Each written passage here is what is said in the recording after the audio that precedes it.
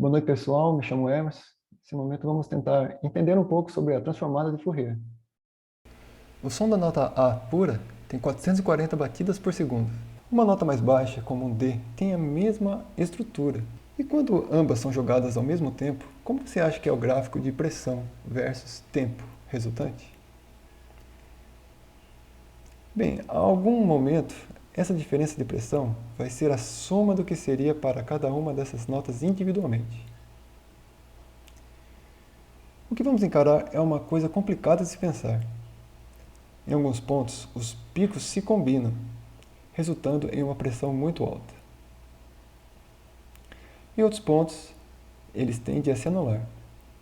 E no geral, o que você tem é um gráfico de pressão versus tempo de onda. Isso não é uma onda senoidal pura, é algo mais complicado. E à medida que você adiciona outras notas, a onda fica cada vez mais complicada. Tudo o que é uma combinação de 4 frequências puras, então parece desnecessariamente complicado. Você vê a soma final. Então nossa questão central será como você pode levar um sinal como este e decompô-lo nas frequências puras que compõem. Para iniciar, considere simplesmente um sinal puro. Digamos com apenas 3 batidas por segundo, para que possamos traçar isso facilmente. E vamos nos limitar a olhar para uma interface finita nesse gráfico. Nesse caso, a parte entre 0 segundos e 4,5 segundos. A ideia-chave vai ser pegar esse gráfico e colocá-lo em torno de um círculo.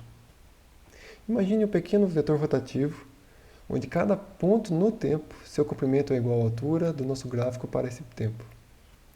E agora eu estou desenhando de tal forma que vamos avançar 2 segundos no tempo, correspondente a uma única rotação ao redor do círculo. Nosso pequeno vetor desenhado nesse enrolado gráfico está girando meio ciclo por segundo. Existem duas frequências diferentes em jogo aqui. Há a frequência do nosso sinal, que sobe e desce 3 vezes por segundo.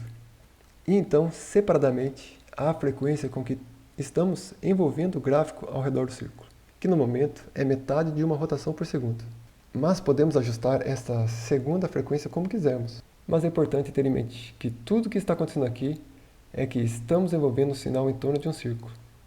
As linhas verticais que estou desenhando, por sinal, são apenas uma maneira de acompanhar a distância no gráfico original. Isso corresponde a uma rotação completa ao redor do círculo. Imagine que esse gráfico está tendo algum tipo de massa, como um fio de metal. Esse pequeno ponto vai representar o centro de massa desse fio. À medida que mudamos a frequência e o gráfico acaba de forma diferente, esse centro de massa oscila um pouco. E para a maioria das frequências de enrolamento, os picos e vales são todos espaçados ao redor do círculo de tal forma que o centro de massa fica bem próximo da origem. Mas quando a frequência do enrolamento é igual à frequência do nosso sinal, nesse caso 3 ciclos por segundo, todos os picos estão à direita e todos os vales estão à esquerda. Então o centro de massa está anormalmente para a direita. Aqui, para entender isso, façamos um tipo de gráfico, que controla onde esse centro de massa está para cada frequência de enrolamento. Então, para uma frequência de 0, tudo está agrupado à direita. Essa coordenada x é relativamente alta. Então, conforme você aumenta essa frequência de enrolamento, o gráfico se equilibra ao redor do círculo. A coordenada x desse centro de massa se aproxima de 0. E isso meio que balança um pouco. Mas então, a 3 batidas por segundo, há um pico quando tudo se alinha à direita. E a propósito, vamos olhar para as frequências realmente baixas, perto de 0, esse grande pico em torno de 0 do nosso novo gráfico de frequência. Apenas corresponde ao fato de que toda a onda cosseno é deslocada para cima. Se eu tivesse escolhido um sinal oscilando em torno de 0, mergulhando em valores negativos, então quando brincamos com várias frequências sinuosas, esse gráfico das frequências de enrolamento versus centro de massa teria apenas um pico no valor de 3. Mas valores negativos são um pouco estranhos e bagunçados para se pensar, especialmente para um primeiro exemplo. Então vamos continuar pensando em termos do gráfico deslocado. Nosso foco principal, no que diz respeito à decomposição de frequência, é aquele pico no 3. Apenas para brincar um pouco mais, pegue um sinal puro diferente. Digamos que com uma frequência menor de 2 batidas por segundo. E faça a mesma coisa, enrolá-lo em torno de um círculo. Imagine diferentes frequências de enrolamento. E como você faz isso? Perceba onde está o centro de massa daquele gráfico. Em seguida, trace a coordenada x desse centro de massa, enquanto ajusta a frequência de enrolamento. Nós temos um pico. Quando a frequência de enrolamento é igual à frequência do sinal, que nesse caso é quando é igual a 2 ciclos por segundo. É assim que nos permite pegar um sinal que consiste em múltiplas frequências e descobrir quais são. Imagine pegar dois sinais que acabamos de ver, a onda de 3 batidas por segundo e a onda de 2 batidas por segundo. Imagine jogar isso em nossa máquina de frequência de enrolamento. Você tem isso. Caos, e caos, e caos, e caos. E depois, ops! As coisas parecem se alinhar muito bem em 2 ciclos por segundo. Então você continua aí, mais caos e mais caos. Ops! As coisas se alinham de novo a 3 círculos por segundo. Agora, o que está acontecendo aqui com os dois picos diferentes? É que se você pegasse dois sinais e em seguida aplicar essa transformação de quase Fourier para cada um desses individualmente, e depois somasse os resultados, o que você recebe é o mesmo que se você adicionasse os sinais e então aplicasse essa quase transformada de Fourier. Primeiro, trazendo de volta esse gráfico enrolado e olhando para seu centro de massa, tem também uma coordenada y. E como é típico em matemática, sempre que você está lidando com algo bidimensional, é elegante pensar nisso como o plano complexo, onde este centro de massa vai ser um número complexo. E tem tanto uma parte real quanto uma parte imaginária. E a razão de falar em termos de números complexos, ao invés de apenas dizer tem duas coordenadas, é que números complexos se prestam a descrições realmente boas de coisas que têm a ver com enrolamentos e rotação.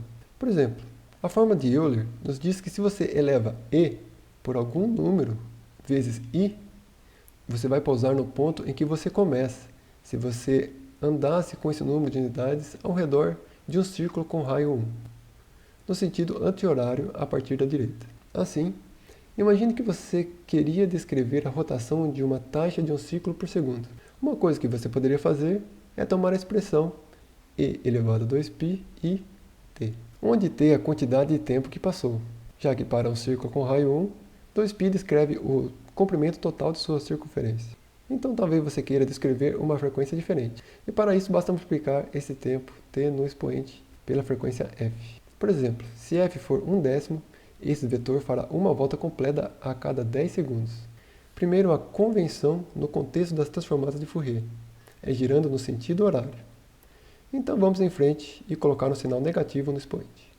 Agora pegue alguma função descrevendo a intensidade de sinal versus tempo, como essa onda cosseno pura que tínhamos antes, e chame gt. Se você multiplicar essa expressão exponencial por gt, isso significa que o número complexo rotativo está sendo escalado para cima e para baixo, de acordo com o valor desta função. Então você pode pensar nesse pequeno vetor rotativo em seu comprimento variável como desenhar o gráfico enrolado. Essa expressão muito pequena é uma maneira super elegante de encapsular toda a ideia de enrolar um gráfico em torno de um círculo com uma frequência variável f. E lembre-se, aquilo que queremos fazer com esse gráfico é rastrear seu centro de massa. Então pense em qual fórmula vai pegar isso. Você pode experimentar um monte de vezes a partir do sinal original. Veja onde esses pontos estão no gráfico enrolado e depois apenas pegue uma média. Ou seja, adicione-os todos juntos como números complexos e divida pelo número de pontos que você usou. Isso se tornará mais preciso se você usar mais pontos. E no limite, em vez de olhar para a soma de um monte de pontos dividido pelo número de pontos, você tem uma integral dessa função, dividida pelo tamanho do intervalo de tempo que estamos observando. Toda expressão é apenas o centro de massa do gráfico enrolado. E agora apenas uma distinção final para apontar entre isso e a transformação real de Fourier. Apenas não divida pelo intervalo de tempo. A transformada de Fourier é apenas a parte integral. Um pequeno detalhe antes de terminar. Mesmo que na prática, com coisas como edição de som, você está interagindo em um intervalo de tempo finito. A teoria das transformadas de Fourier é frequentemente expressa onde os limites dessa integral são menos infinito e infinito. O que isso significa é que você considera essa expressão para todos os possíveis intervalos de tempos finitos. E essa foi apenas uma introdução à transformada de Fourier. Muito obrigado.